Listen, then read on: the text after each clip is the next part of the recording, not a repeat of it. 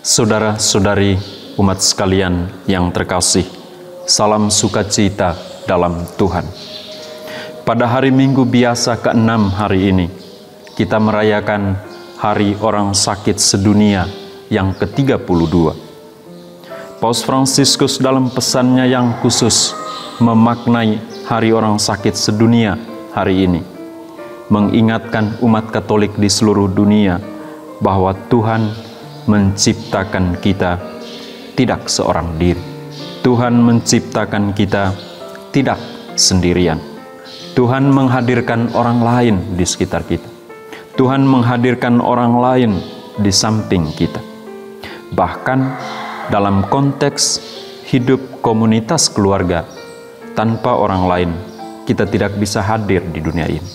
Kita tidak bisa ada di dunia ini. Tuhan menghadirkan orang lain di sekitar kita, tegas Paus Fransiskus, tujuannya untuk saling mengasihi, tujuannya untuk saling mencintai satu sama lain, untuk saling peduli, untuk saling memperhatikan satu sama lain.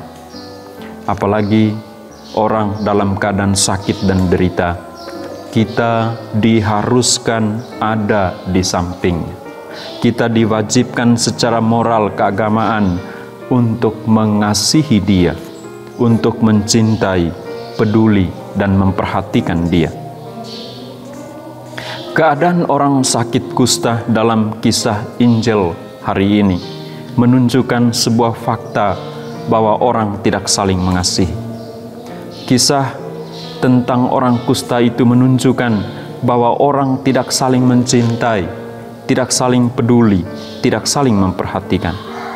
Bahkan orang-orang di sekitar orang sakit kusta itu bukan hanya tidak peduli pada dia, melainkan apa? Melainkan juga menyingkirkan dia dari kampung, dari kehidupan bersama. Melainkan membuang dia ke tempat yang sepi, menghindari pergaulan dengan dia, bahkan menyingkirkan serta mengucilkan dia ke tempat yang jauh.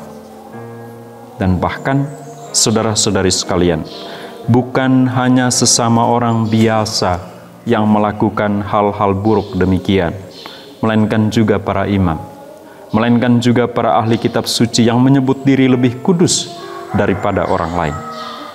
Saudara-saudari yang terkasih dalam Yesus Tuhan, karena demikian perilaku orang-orang sehat pada orang kusta itu, maka sebetulnya dia bukan lagi hanya menderita sakit fisik, melainkan juga apa?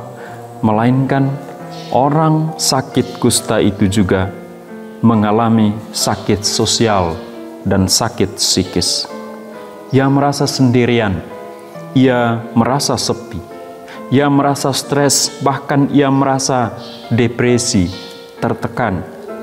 Bahkan juga ia merasa amat jauh dari Tuhan, karena orang-orang di sekitar dia yakin bahwa sakit yang ia derita adalah akibat kutukan Tuhan. Namun, saudara-saudari sekalian, sejauh-jauhnya orang menghindar dari dia, sejauh-jauhnya orang menyingkirkan dia, Tuhan Yesus hadir melakukan kasih pada dirinya. Belas kasihan Tuhan Yesus jatuh pada dirinya. Belas kasihan Tuhan Yesus menyelimuti seluruh dirinya. Tuhan mengulurkan tangan atas dia, menjamahkan tangannya pada dia, dan menyembuhkan dia.